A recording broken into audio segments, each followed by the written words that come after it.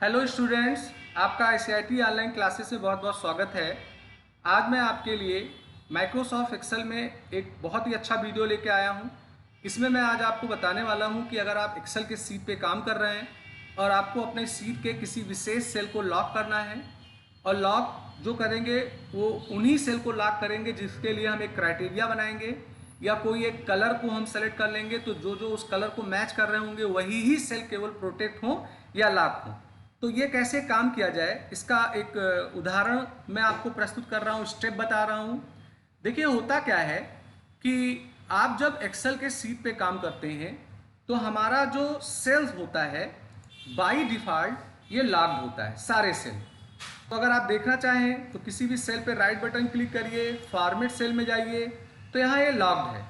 तो लॉक्ड होने से क्या होता है कि अगर आप इसके ऊपर प्रोटेक्ट शीट कमांड चलाएंगे और कोई एक पासवर्ड देके इसे प्रोटेक्ट करेंगे तो जितने सेल लॉक्ड होते हैं उन पे आपको काम की अनुमति नहीं होगी, उन पे आप काम नहीं कर पाएंगे।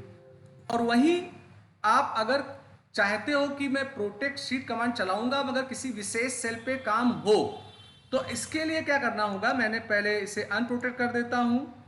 अनप्रोटेक्ट पे अब मैं चाहता हूं कि जो इधर का इतना एरिया है इस पे मेरा काम हो, बाकी की सारा काम ना हो। तो उतने सेल को सेलेक्ट करना है और फिर फॉर्मेट सेल में आना है और लॉक्ड हटा देना है। यानी जिन सेलों को सेलेक्ट करके आप लॉक्ड हटा देंगे, अनलॉक कर देंगे, तो उसके बाद जब आप प्रोटेक्ट शीट कमांड चलाएंगे पासवर्ड देके, तो उन सेलों पे आपको अनुमति होगी काम करने की जो लॉक्ड नहीं है, पर जो लॉक्ड होंगे उन पे आप काम नहीं कर पाएंगे। पर यहां पर स्थिति कुछ दूसरी बन रही है। स्थिति ये बन रही है कि मैं चाहता हूं कि जैसे यहाँ पे कलर की मैं बात कर लूं कि जो येलो येलो कलर में सेल्स हैं केवल ये सेल लॉक्स हो जाएं। तो फिर बात आता है कि इन्हें हमें या तो मैनुअली सेलेक्ट करना होगा, चूंकि रेंज बताना होता है अनलॉक के लिए। तो अगर ये थाउजेंड्स ऑफ सेल हैं तो हम कहाँ तक उनको सेलेक्ट करेंगे। तो मैं फिलहाल एक कलर ले रहा हूँ येलो और उस पर कोशिश कर रहा हूँ कि उन्हीं को ही लॉक कर दिया जाए, बाकी पे काम हो। तो फिलहाल मैं यहाँ अनप्रोटेक्ट कर देता हूँ सीट को और सारे सीट को सेलेक्ट करके इसकी प्रॉपर्टी में जाता हूँ फॉर्मेट सेल में और फिलहाल इसको मैं लॉक्ड कर देता हूँ। तो अभी मेरे जो सारे सेल हैं वो हमारे लॉक्ड हैं। आप चेक कर सकते हैं किसी भी एक सेल को सेलेक्ट करके। अब मेरा प्लान है कि जो येलो कलर वाले हैं इनको मैं अनलॉक कर दूं और बाकी मेरे लॉक हैं, तो प्रोटेक्ट चलाने पे अनलॉक येलो वाले सेल पे काम होगा। एक ऐसी स्थिति हो सकती है। एक दूसरी स्थिति हो सकती है कि मैं क्या करूं कि केवल येलो वालों को लॉक्ड रखूं और बाकी वाले सेलों को मैं क्या कर दूं, अनलॉक कर दूं। तो उससे बाकी पे सब पे काम होगा मगर हमारे येलो वाले पे काम नहीं होगा। तो मैं क्या करता हूं कि सारे सीट को सेलेक्ट करके मैं प्रॉपर्टी में आता हूं, फॉर्मेट सेल में आता हूं और लॉक्ड यहां से हटा देता हूं। तो मैंने लॉक्ड हटा दिया तो इसका मतलब प्रोटेक्ट शीट चलाने पे सब पे काम होगा।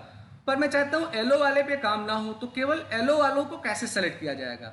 आप फाइंड कमांड चलाइए, कंट्रोल एफ प्रेस करिए और कंट्रोल एफ में आपको यहाँ एक ऑप्शन मिलेगा। आप यहाँ पर क्लिक करिए, चूज फॉर्मेट वाला ले लीजिए और येलो को सेलेक्ट कर लीजिए और यहाँ फाइंड ऑल कर दीजिए। तो जितने भी येलो वाले सेल हैं वो आपको यहाँ पे सेलेक्ट होके मिल जाएंगे। अब आप इनमें कहीं भी कर्सर रख के कंट्रोल ए प्रेस कर दीजिए तो ये आपके सारे सेल सेलेक्ट हो गए। अब आप इसको क्लोज कर दीजिए। अब मुझे क्या करना है, इसके ऊपर राइट बटन क्लिक करना है, फॉर्मेट सेल में जाना है और इतने सेल को मैं क्या कर दूंगा, लॉक्ड कर दूंगा। तो मैंने लॉक्ड कर दिया तो इसका मतलब प्रोटेक्ट इस पे काम करेगा, बाकी पे नहीं करेगा क्योंकि सारी हमारी अनलॉक है। अब मैं इसके ऊपर चलाता हूं प्रोटेक्ट शीट और कोई यहां पर मैं एक पासवर्ड दे देता हूं। तो अभी आप देखो तो बाकी के जगह पे हमारा काम सारा होगा, पर अगर इन सेलों पे मैं काम करूंगा येलो वाले सेलों पे तो ये काम नहीं होगा। तो यहां मैंने आपको एक फाइंड कमांड का एक अच्छा यूज दिखाया कि कैसे आप कलर या फॉर्मेट के बिहाफ पे सेलों को सेलेक्ट करके एक साथ उनको सेलेक्ट कर सकते हो।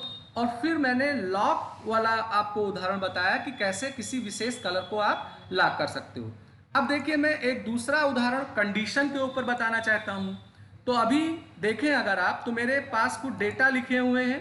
मैं प्लान कर रहा हूं कि इनमें से जो एज है मैं उनके ऊपर एक कंडीशन लगाऊं और उस कंडीशन को जो फुलफिल करें वो सेल लॉक हो जाएं।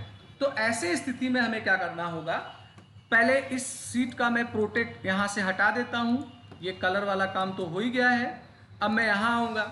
अब यहाँ आने पे क्या करना होगा, पहले मुझे प्रत्येक सेलों को सेलेक्ट करना होगा और प्रत्येक सेलों को सेलेक्ट करने के बाद में इसके फॉर्मेट वाले सेल में जाके हमें देखना होगा कि ये लॉक है कि नहीं।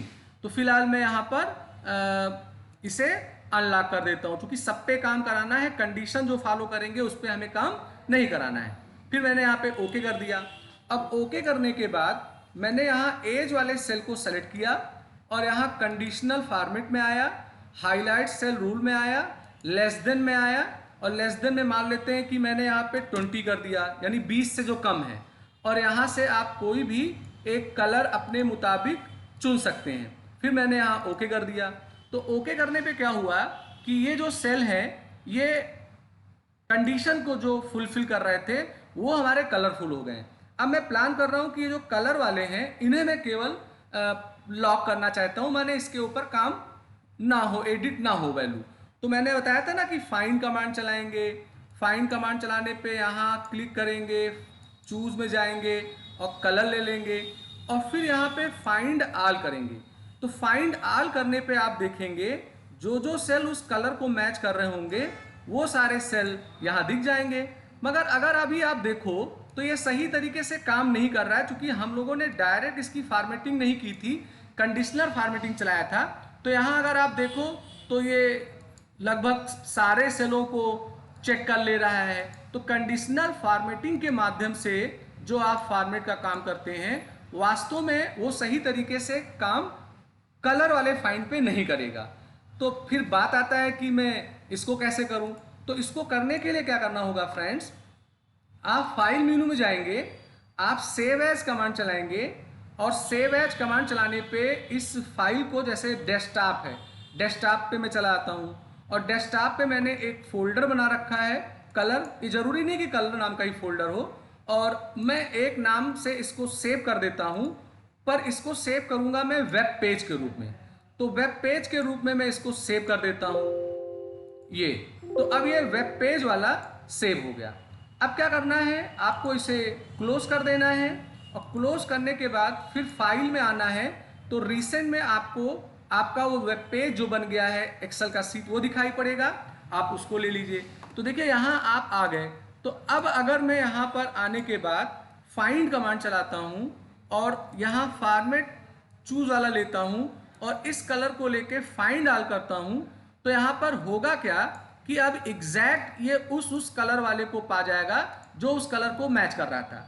अब मैं कंट्रोल ए से इसको सेलेक्ट कर लूँगा और इसे क्लोज कर दूंगा और इसके ऊपर राइट बटन क्लिक करके फॉर्मेट सेल में जाऊंगा और इन सेलों को मैं यहाँ से लॉक्ड कर दूंगा। और बाकी के सेल की प्रॉपर्टी देख ली जाती है, ये हमारे जो सेल हैं ये अनलॉक हैं, माने इन पे काम होगा। अब मैं यहाँ पर प्रोटेक्ट शीट कमांड चलाऊं और कोई पासवर्ड देके अब मैं अगर काम करूं तो यहाँ पे तो काम होगा, पर आपका जो ये वाला सेल है इस पे काम नहीं होगा। तो फ्रेंड्स ये काफ़ी इंपॉर्टेंट वीडियो है। मान लेते हैं आपके पास कोई एक बड़ा लिस्ट है, उस बड़े लिस्ट में किसी एक विशेष वर्ग के सेल को आप चाहते हैं कि मैं लॉक कर दूं, तो उस स्थिति में पहले आप कंडीशनल फॉर्मेटिंग कमांड चला के एक कंडीशन सेट कर लीजिए और अपने पूरे शीट को सेलेक्ट करके आप लॉक हटा दीजिए और उसके बाद में इसे HTML माने वेब पेज फॉर्मेट में सेव करके वेब पेज वाले फाइल को खोलिए। फिर फाइंड कमांड चला के कलर के माध्यम से फाइंड करके सेलेक्ट ऑल कर लीजिए और इन सेलों को फिर लॉक कर दीजिए और फिर प्रोटेक्ट शीट कमांड चला दीजिए, तो उसके ऊपर आप एडिटिंग का काम नहीं कर पाएंगे। तो मैं उम्मीद करता हूं कि आज का वीडियो आपको बहुत अच्छा लगा होगा। लाइक करिए, शेयर करिए, सब्सक्राइब बटन पे क्लिक करिए, बेल आइकन को जरूर लीजिए जिससे मैं कोई नया वीडियो बनाऊं तो उसका अलर्ट आपको तुरंत मिल जाया करे।